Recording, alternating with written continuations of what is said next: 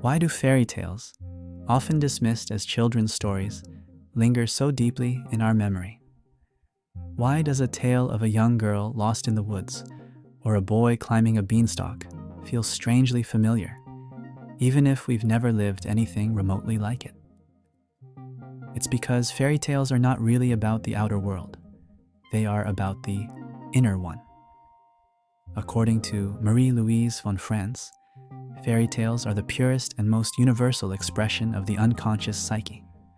Unlike myths, which are tied to cultural and religious systems, fairy tales move freely through symbolic language, direct from the collective unconscious. They are stories of the soul, disguised as bedtime entertainment. But here's the hidden truth. Each character in a fairy tale is you. The prince, the witch, the talking animal, the wounded king. They are not external forces. They are psychic fragments living inside you. They represent the voices, tensions, and patterns within your own psychological landscape. The fairy tale becomes a kind of symbolic mirror, one that reflects not how you look, but who you really are beneath the surface. These stories were never meant to be read literally. They were meant to be felt. They speak a language older than logic, the language of symbol, metaphor, and soul. In this symbolic world, the forest isn't just a forest. It's the unknown within yourself. The dragon isn't just a beast. It's a complex guarding a hidden treasure of transformation. And the hero's journey? That's your struggle to become whole. Every time you feel torn between two choices, every time you sabotage something you wanted, every time you feel lost or divided inside, you are living out a fairy tale that has been told 1,000 times. But if you know how to listen, truly listen, you can begin to recognize these ancient patterns playing out in your modern life. And perhaps, by learning to read these tales symbolically, you will discover that the story of once upon a time has always been the story of you. Have you ever said, "I don't know what came over me," or felt like you were watching yourself act, powerless to stop it? That's the voice of a complex at work. In Jungian psychology, a complex is not just a bad mood or a passing emotion. It's a semi-autonomous structure within the psyche, formed by emotionally charged experiences. Jung described complexes as splinter personalities, psychic fragments that can break away from the ego and take on a life of their own. Marie-Louise von France expanded this idea, showing how complexes are not simply disturbances to be fixed, but symbolic dramas, mini-narratives, revealing deeper truths about our inner lives. A complex is formed when a part of us becomes overwhelmed by experience, usually in childhood, and doesn't fully integrate into consciousness. Instead, it lives in the background, silently shaping how we see ourselves, how we relate to others, and how we react under stress. And when triggered, that part takes over. We speak with a different voice. We act from a place that feels familiar, but not fully us. That's why people in the grip of a complex often say, "I wasn't myself." But Jung would say, "No, you are a different self, one living inside you all along." There are many kinds of complexes: the mother complex, father complex, inferiority complex, hero complex. Each one has its own logic, emotions, and even worldview. And they don't always work together. In fact, they often compete with each other. This inner conflict creates the psychological tension that so many fairy tales describe. The split between the stepmother and the true mother, the wicked brother and the noble one, the kind sister and the cruel one. All of these are dramatizations of internal psychic divisions. Von France often emphasized that fairy tales don't explain these complexes with analysis. They portray them symbolically. The goal is not to judge, but to witness the drama of the psyche playing itself out. A complex isn't your enemy. It's a message from the unconscious, asking to be heard, seen, and eventually integrated. When we deny or repress a complex, it gains strength in the shadows. But when we approach it symbolically, through dreams, active imagination, or even through the stories we're drawn to, we begin a process of dialogue, of reconciliation. And here lies the paradox. The very force that causes inner division also contains the seed of transformation. Complexes are not meant to be eliminated. They are meant to be understood, so we can reclaim the power and meaning they've held in exile. As Jung said, until you make the unconscious conscious, it will direct your life, and you will call it fate. And perhaps, fairy tales are how the unconscious has always tried to reach us, long before we had the words to understand. We like to believe that we are in charge of our own minds, that our decisions are rational, that our behavior reflects our conscious will. But what happens when we act against our own interests? When we say yes but mean no? When we hurt the very people we love, or sabotage the very thing we long for? In Jungian terms, this is the moment when the ego is no longer at the center of the story. Marie-Louise von Franz often emphasized that the ego, the conscious part of our personality, believes itself to be the ruler of the psyche. But in truth, it is more like a young prince, unaware that the kingdom it inherits is full of unseen forces, ancient voices, and wild energies it does not yet understand. Fairy tales reflect this with striking clarity. The hero begins the story full of innocence or pride. He thinks the world is simple, good versus evil, right versus wrong. But as the tale unfolds, he is confronted by forces far greater than himself, forces that disturb, deceive, seduce, or overwhelm him. These forces represent what Jung called the autonomous contents of the unconscious. Complexes, instincts, and archetypes that act independently of the ego's will. And in the symbolic language of fairy tales, they appear as sorcerers, tricksters, evil stepmothers, or even wild beasts. The tale doesn't unfold because the hero knows what he's doing. It unfolds because he doesn't. He fails, he falls. He is lost, deceived, or transformed, often against his will. And it is only through these humbling trials that he begins to see. He is not alone inside himself. The ego is forced to recognize its limitations. And this confrontation with psychic reality is what Jung called the beginning of individuation, the path toward wholeness. Take, for example, the tale of the Fisher King, a wounded king whose land has become barren. He represents a weakened ego, cut off from its deeper instincts and unable to regenerate life. Only when the right question is asked, not by a conqueror, but by a humble fool, can healing begin. Von Franz explained that fairy tales often reverse the logic of the ego. Power comes not from control, but from surrender. Victory comes not from domination, but from integration. And the enemies the hero faces are not just bad guys. They are parts of himself, parts that have been denied, repressed, or misunderstood. The witch is not only wicked, she is the unloved shadow. The dragon is not only dangerous, it guards the treasure of transformation. When we listen to these tales with psychological ears, we begin to see that the hero's journey is not about becoming stronger. It's about becoming whole. The ego must relinquish its illusion of control. It must descend into the unknown, where it will be tested, not by outer events, but by inner forces. Only then can the hero return, not as a ruler of others, but as a servant of the self. And so, the fairy tale whispers a quiet truth. You are not always the one holding the reins. But if you dare to face the conflict within, you may just find the deeper strength you never knew was yours. In fairy tales, no character is ever just a character. They are not there to entertain us or to populate a fictional world. They are there to reflect what lives inside of us, especially the parts we don't yet understand. According to Marie-Louise von France, the symbolic figures in fairy tales are autonomous fragments of the psyche, what Jung called archetypes. They are ancient, inherited forms that give shape to our inner world. And through the veil of storytelling, they show us what is divided, hidden, or repressed within the human soul. Take the shadow, for instance.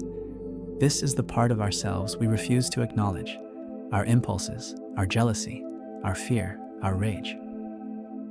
In fairy tales, the shadow often appears as a sibling rival, a wild beast, or a dark figure who mirrors the hero.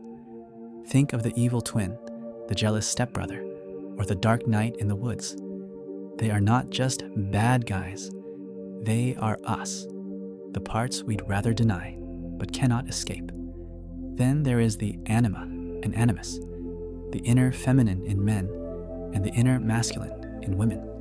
In fairy tales, the anima might appear as a mystical princess, a water spirit, or a silent, guiding presence. She represents not just love, but a man's connection to feeling, to intuition, to soul. When neglected, she becomes distant or dangerous, like the icy snow queen or the seductive siren. The animus, in contrast, shows up in female protagonists as a prince, a savior, or a wise advisor. He represents a woman's inner strength, direction, and voice. But when undeveloped, he becomes arrogant, cold, or violent. Think of the domineering kings or charming but cruel lovers. Each of these figures is not out there. They are psychic realities, living inside us, shaping our dreams, emotions, and relationships. Then we meet the wise old man, the hidden teacher, who often appears when the hero is lost. He may be a hermit, a magical helper, or a mysterious figure offering strange advice. He represents the voice of the self, what von Franz called the inner center of meaning and wholeness. But he is not loud. He often speaks in riddles or offers impossible tasks, because truth in the unconscious is rarely handed to us directly. It must be earned. And finally, we face the witch, one of the most misunderstood figures in all of fairy tales. She is often cruel, unpredictable, or destructive, but psychologically she represents distorted instinct, unconscious power, or the unlived feminine. She is terrifying because she carries what has been exiled, not just from culture, but from the self. Yet, it is often by surviving her challenge that the hero is transformed. These figures don't disappear when the story ends. They remain in us. They are us. The fairy tale doesn't just describe a journey. It maps the terrain of the human soul, fragmented, conflicted, yet always longing to become whole. And if we dare to see these characters not as fiction, but as mirrors, we begin to recognize the kingdom of the story is the landscape of our inner life. One of the most striking features in fairy tales is the presence of dualities, the good sister and the wicked one, the noble brother and the traitor, the beautiful maiden and the hideous crone. These are not simply dramatic devices, they are psychological realities. According to Marie-Louise von France, these narrative splits represent the divided self, the ego caught between opposing forces within the psyche. Fairy tales dramatize inner conflict with clarity that modern psychology often struggles to match. Let's look at a few symbolic examples. In the tale of the two brothers, one brother is brave and kind, the other envious and cruel. The story doesn't just show a family rivalry, it expresses the division within a single psyche. The kind brother represents the conscious ego, striving for virtue and purpose, while the shadow brother embodies unconscious jealousy, aggression, and desire for destruction. They are two aspects of the same inner life, split and projected into separate characters. Another common motif is found in Mother Holle, where we meet two daughters, one hardworking and generous, the other lazy and selfish. Both girls go through the same magical trial, but with opposite results. The tale isn't moralistic, it's symbolic. It reveals how different parts of the personality respond to the demands of the unconscious. The generous girl listens, serves, and transforms. The selfish girl resists, denies, and is punished, not by an external force, but by her own psychic imbalance. These tales illustrate how the ego is often fragmented, and how those fragments are in conflict. We are not unified beings. We are layered, contradictory, and often torn between opposing inner voices. Fairy tales make this split visible, sometimes violently, sometimes comically, but always with the goal of eventual reconciliation. In some stories, like the 12 Brothers, the feminine principle, a sister, restores the masculine principle, her lost brothers, showing how integration must include all aspects of the self. In others, the reunion only comes after a symbolic death or descent into the forest, into poverty, into silence. Juan Franz reminds us that these stories are not just about something. They are something, enactments of psychic truth. They portray what it feels like to be divided inside and what it takes to begin healing that split. Because ultimately, every inner conflict tells a story, and every story, when listened to deeply, reveals a path toward wholeness. Fairy tales rarely end with logic. They end with mystery, a kiss that breaks a curse, a ring that finds its rightful finger, a kingdom restored by an act of compassion. These are not just happy endings. According to Marie-Louise von Franz, they are symbols of psychic integration, the moment when the fractured parts of the self come together in a new, more unified whole. The fairy tale doesn't explain this process intellectually. It shows it symbolically, and what it shows, again and again, is that real transformation only happens after descent into the unknown, after the ego has been humbled, challenged, or broken open. The hero or heroine begins as incomplete, naive, reactive, trapped in patterns or roles they do not understand. The world around them reflects their inner fragmentation: talking animals, hostile parents, enchanted forests. Each task, each trial, each strange encounter is a mirror of the inner conflict they must resolve. But something changes when they begin to listen, to serve, to sacrifice, to endure what they cannot control. In Jungian terms, this is the process of individuation, the gradual reconciliation between ego and unconscious, between the known and the mysterious. And in fairy tales, this process is dramatized in the form of symbolic images. The prince who marries the frog, only to find she is a cursed princess. This is the integration of the rejected, instinctual feminine. The heroine who must remain silent for 7 years to save her enchanted brothers.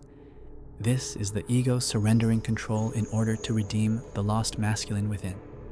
The fool who climbs the mountain, aided by invisible hands, and retrieves the healing water. This is the descent into the self, where something sacred is found. These endings don't offer perfection. They offer wholeness, a union of opposites, masculine and feminine, shadow and light, instinct and awareness. The witch is defeated, not through violence, but often through insight. The beast is not killed, but transformed, because he was never the enemy.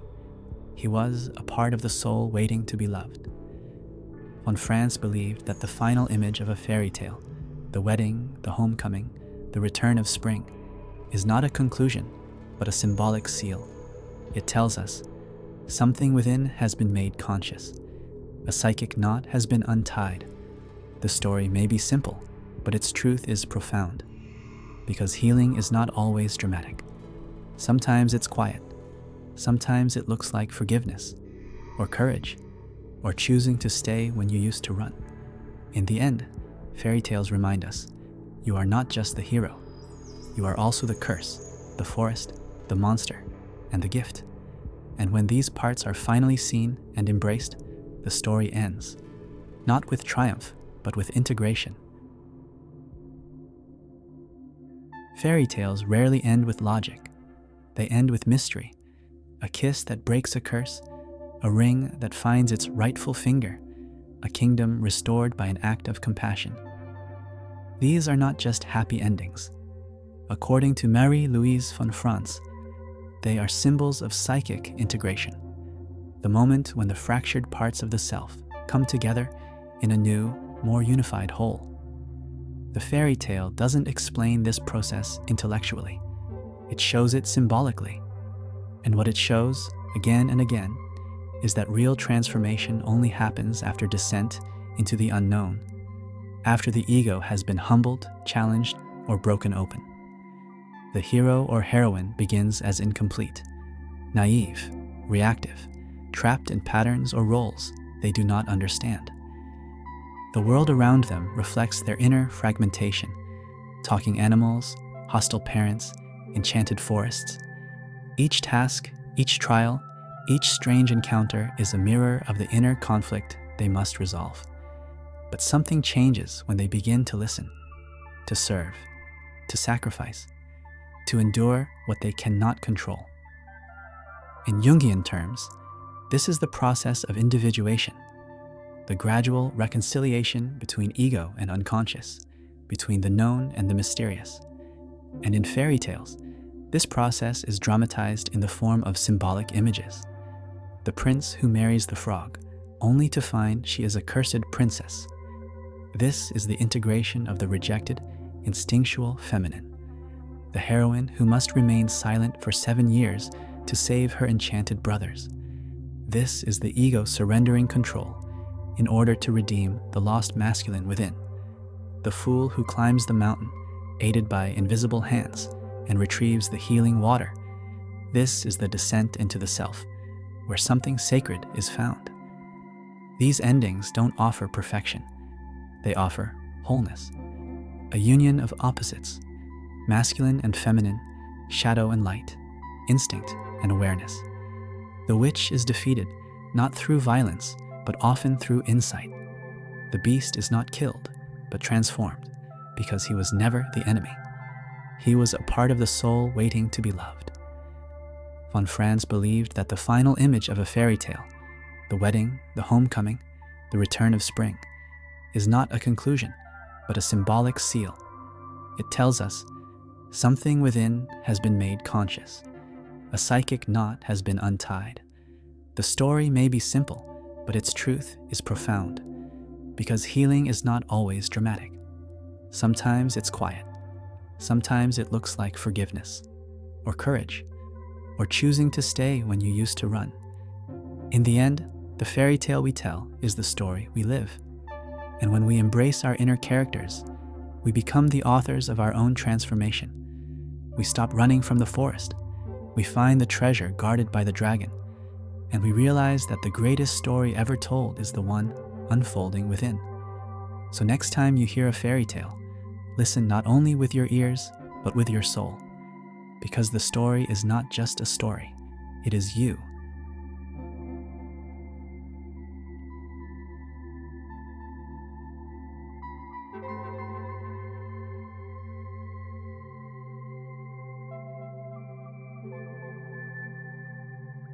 If this video helped you see fairy tales in a new light, as living reflections of your own inner journey, don't let the conversation end here.